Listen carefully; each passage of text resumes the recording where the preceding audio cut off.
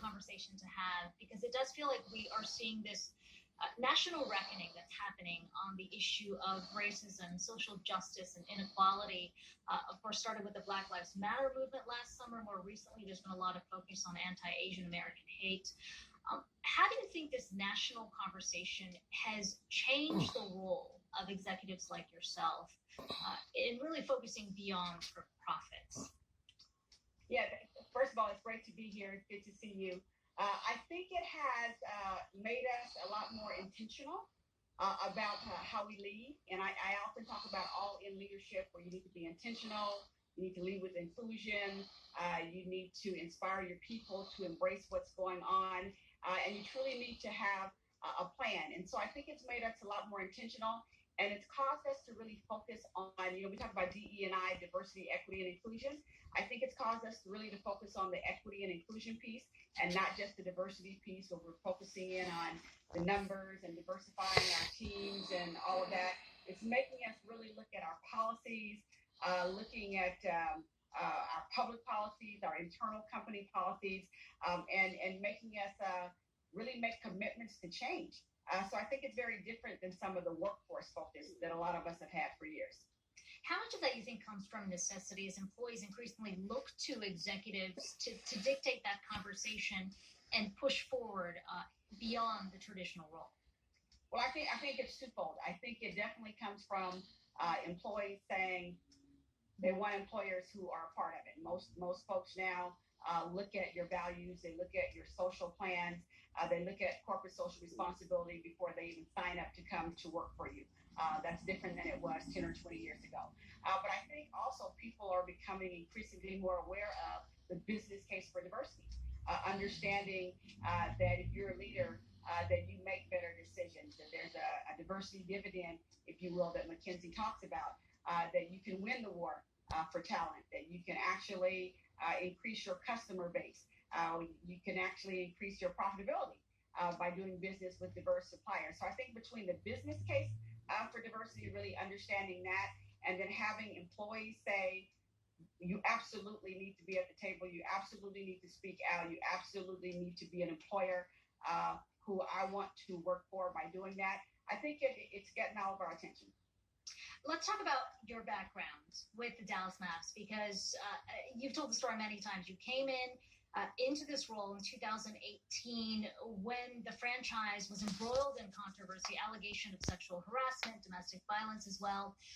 The Mavs at the time had 0 women or people of color on the leadership team. Today, you have roughly half of your executive team made up of women as well as people of color. What has this process over the last several years taught you about the tools to drive cultural change? What's most effective? Well, it's taught me something that frankly, I learned a long time ago when I was at AT&T and in some of the work that I did post AT&T. It taught me that you have to come in and really lay out a vision for people. And the vision that we laid out is that we would set the global standard for diversity and inclusion. By the end of that first year when I was there, we laid out a set of values that focus on fairness. It basically spelled crafts, character, respect, authenticity, fairness, teamwork, and safety with a big focus on fairness. So we looked at equity, we looked at gender pay equity, we looked at our workforce demographics by level. So it taught me how you can really drive change when you're intentional. But you also have to have people who are bought in. And so we had to get all the right people at the table. We had to get a diverse leadership team at the table. And it taught me that when people understand it, when they understand the business case, when you have values-based employment, and when you have a speak-up culture and an environment where every voice matters and everybody belongs, you can make a lot of progress. But you have to have people bought in and all going in the same direction. Have you achieved success based on the markers you set out when you stepped into this role? Well, we clearly, I think we achieved everything we wanted to in our 100-day plan. And if you look at some of the key performance indicators that we put in place, we've met all of those. We were fortunate enough to win where we achieved the NBA's Leadership Inclusion Leadership Award last year. So all that is good. But I really measure it by our culture survey results that are some of the best in the NBA, where our people are satisfied working with us. Our fans seem to be happy, which we like that. I mean, so we have achieved success, but we're not there yet. We're definitely not there yet. There are things that we really want to accomplish. We launched the Mavs Take Action social justice plan last year. So there are a lot of things, 41 different initiatives. So there are a lot of things there that we want to get done, not just internally, but really externally in the community. We want to be a voice in education, in employment and workforce development, criminal justice reform. So there's some things that we want to do as part of that Mavs Take Action plan. But we'll always have something in front of us. We'll always have it in front of us. You mentioned it earlier. I just talked to my team last week about some of the anti-AAPI, the Asian American Pacific Islander hate that's out there. We can't have that. So as an organization, we're standing up to that too. So as long as things are out there for us to step up and have a voice on, we're going to speak on it. So we won't get there until the country gets there. Let's talk about where the league as a whole stands right now on these issues. There was a report that came out from the Institute for Diversity and Ethics in Sport that graded the individual sports leagues based on diverse, equitable, and inclusive hiring practices, what you highlighted there. When it comes to the NBA, they got an A+ when it comes to the issue of race, but a B on gender.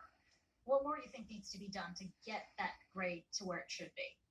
Well, when I look at that, and I'm pleased that the NBA was at the top, and the WNBA. I think the WNBA even got, high marks on all three areas: the gender, the ethnicity, and then also overall. And in fact, we're having something called the Huddle. Every month we have these conversations around social justice issues. So we're having one actually tomorrow, and it's focused on women and women in sports and what can we do to advance the cause. And so we're actually going to be talking about Dr. Lapchick's report and digging into that and talking about different strategies that we need to put in place. And I do believe it comes down to retention, to make sure that once we bring people in, they see women in leadership, that they see that they have a chance to advance, that they have mentoring, but not just mentoring, that they also have sponsors and people who are going to help get them into different positions. And I think it's not just internally, it's externally as well. When you look at our whole industry, looking at broadcasters, looking at our suppliers. I mean, there's a whole ecosystem that I think we have to really lift women up in that ecosystem and then be there for each other. And it's the men and the women who have to do that lifting. On the issue of diversity, is there a point that we can get to where diversity is no longer an issue? Have you thought about where that marker stands? Is it at the point where it is 50-50 and even splits? How do you measure success when there are so many different layers to the issue? I think part of that measure will be when we're not talking about it. And I do think we'll be talking about diversity, equity, and inclusion for a long time. My hope is that we will spend more time talking about inclusion than we will have to spend talking about diversity and equity. But right now we have to talk about all of it. We have a dark, sordid history in this country that won't be wiped away over the next few years because it's several hundred years old. So I think we'll be talking about it for a while, but I'm optimistic because what I've seen over the past year is that there is an awakening. I mean, people understand now what some of us have been talking about for years, and that it will take all of us to make progress. So I think we'll be talking about it for a long time, but I think we'll make a lot of progress. And I think we have over the past year, but some things are still happening, as you alluded to earlier. And so we have to stand up to that. Let's talk about the business side of things. The Mavs certainly have been leading the way on tech initiatives. You're one of the early adopters of cryptocurrency. You recently started accepting Dogecoin for payment as well. How are you looking at the engagement with fans and incorporating tech increasingly to try and get that number even higher? Well, you know what's interesting? I think one of the things that we have seen, and I know we'll probably talk about it later, just in this whole COVID-19 environment, is we've had to rely a lot on technology and doing things very differently. Sometimes you're forced into it, sometimes you're not. I think we're an organization, obviously, because of who our owner is, Mark Cuban. We're an innovative, creative group of people. But I think we've had to be a lot more creative and innovative lately. And so when this whole cryptocurrency phenomenon, if you will, came about, of course, my boss just jumped right on it. So many of us are still learning it and we're digging in. In fact, we're having a big session with our leadership team later this week to really dig in, set up our accounts. I learned so much just last week. It's incredible. We've already had, I think, about 50 transactions. So we've sold some suites to games and some merchandise just using cryptocurrency. And when you dig in, there's a lot underneath it. So it's more than just Dogecoin. And so that's what we're learning. And the NBA is stepping up to it. We have, what they call, I think, non-fungible tokens. And so we're digging into all that, and we want to lead the way. The Mavs want to lead the way, and I think right now we are.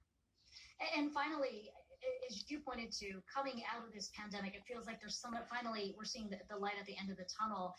And yet there's still a lot of questions about when we can get back to the normal we knew pre-pandemic, especially at sporting events. What's the conversation within the Mavs right now about what you're going to do to make sure fans can safely return? Are you going to consider rapid tests, proof of vaccinations? What are the options you're looking at? Well, we actually started bringing fans, transitioning fans back in early February. And we started by bringing in vaccinated essential workers. We wanted to honor essential workers, wanted them to come to our games for free and just give them a time to maybe spend a couple of hours not fighting the fight that they've been, fighting for a year. So we've been transitioning fans back. We started off with just a few hundred, and now we're up to about 4,000. We have all the things you're supposed to do, the social distancing, wearing masks. We started off with a real big focus on vaccinated fans, and we're going to keep that focus. But fortunately for us, the case numbers are starting to go down. The vaccinated numbers are starting to go up. So we're really hoping we can take that 4,000.